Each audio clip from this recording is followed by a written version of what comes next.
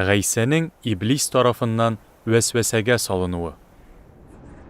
Изге рух белән сугарылган Гайсә Үрдүн буйыннан шүлгә китте.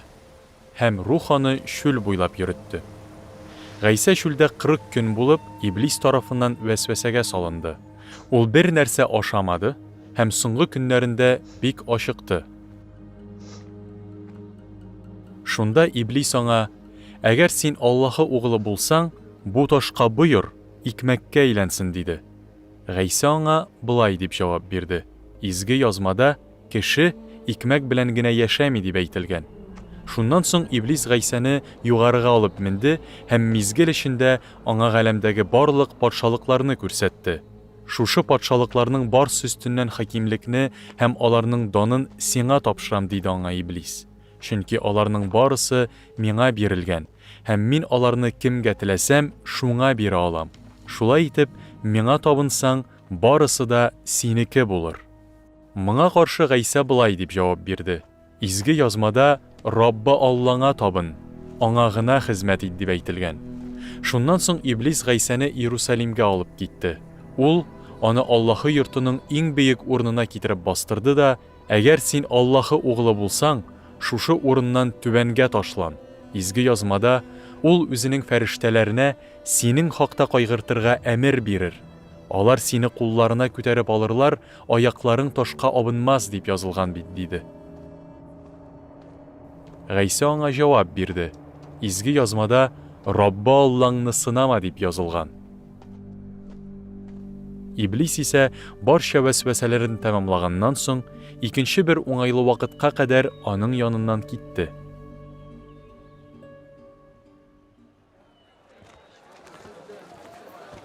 Рухның кодрәте белән сугарылган Гайсә Галиләягә кайтты. Аның хакындагы хәбәр бөтен тирә-якка таралды.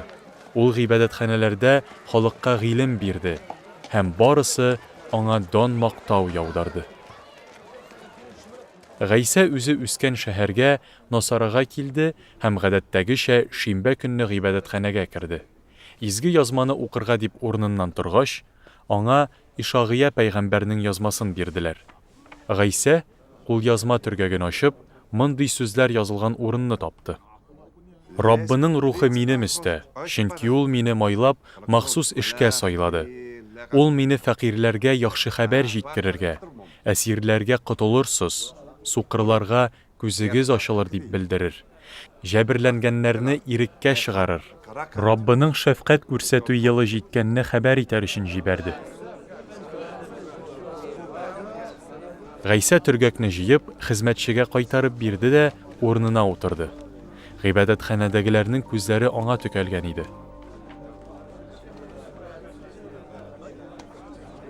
Ул аларга: "Бүген сез язманы тыңлаганда бу сүзләр тормышка ашты" диде.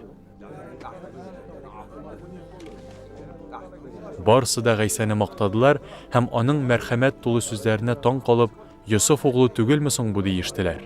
Гайсә аларга: "Сез миңа әлбәттә, табиб, башта үзеңне дәвала дигән мәкалне әйтерсез. Сез Капернаумда кылган эшләреңне ишеттек. Монда, үз шәһәреңдә дә шуларны кабатла диярсез. Хак сүз әйтәм сезгә. Бер пәйгамбәрне дә үз илендә теләп кабул итмиләр" диде. Бу чынлап та шулай. Ильяс пәйгамбәр заманында 3 ел ярымга күкләр ябылып, яңгыр яумады. Һәм бөтен Исраил илендә зур ачлык булды. Исраилдә тол хатыннар күбәйде. Ләкин Ильяс аларның берсе янына да түгел, Сидон җирендәге Сарипат шәһәрендә яшәүче бер тол хатын янына җибәрелде. Шулай ук Илиша пәйгамбәр заманында да Исраилдә махаулылар күбәйде. Әмма Сүрияле Нагманнан башка бер генә махаулы да тазарынмады. Бу сүзләрне ишеткәч, гыйбадәтханәдәге халыкның бик нык ачуы чыкты. Алар урыннарыннан тордылар да Гайсәне шәһәрдән көчләп алып чыктылар һәм кыядан төртеп төшерергә уйлап, шәһәр салынган тауның читенә китереп бастырдылар.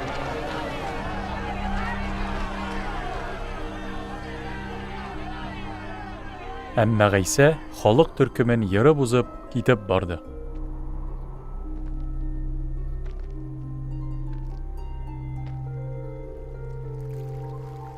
Шуннан Гайса Галилея җирендәге Капернаум шәһәренә килде һәм шимбә көнне халыкка гыйлем бирде. Гайса сөйләгәннәргә барысы да хәйран калды, чөнки ул хәкимлеккә ия булган кеше сыман өйрәтте. Гыйбадәтханәдә җин кагылган бер адәм бар иде. Әнә шул адәм кинәт кенә: Насаралы Гайса, сиңа бездән нәрсә кирәк? Син безне һәлак итәр өчен килдеңме? Синең кем икәнеңне беләм мин. Син Аллаһының изгесе дип бар көченә кычкырып җибәрде. Шым бул, чык аңардан дип боерды Гайса җингә. Җин исә бар халык алдында теге кешене йыгып ташлап, һичбер зыян китермичә аңардан чыгып китте. Барысы таң калып, бу нинди сүзләр икән? Явыз рухларга ул көч вә кудрәт белән буйрык бирә, һәм тегеләр чыгып китәләр диештеләр.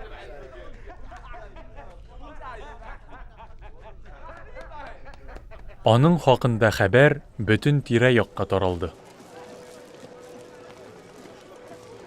Гайса гыйбадәтханәдән Шимун өенә китте. Шимунның кайнанасы бик нык кызышып, авырып ята икән. Гайсаның аңа ярдәм итүен үтенделәр. Ул хатын янына килеп, аңа таба иелде дә, әмер биреп, хатынның кызышуын туктатты. Шимунның кайнанасы шундук торып басты һәм аларга табын әзерли башлады.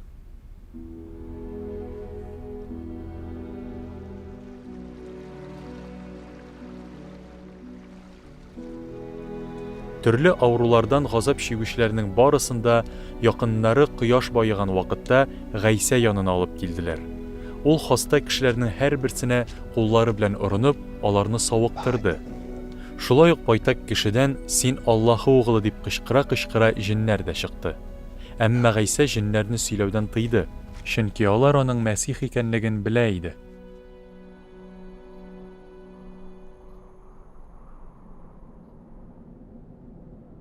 Көн тууга Гайса өйдән чыгып, аулак урынга китте. Халык аны эзләргә тотынды. Тапкач исә үз янында тоткарлап калырга тырышты.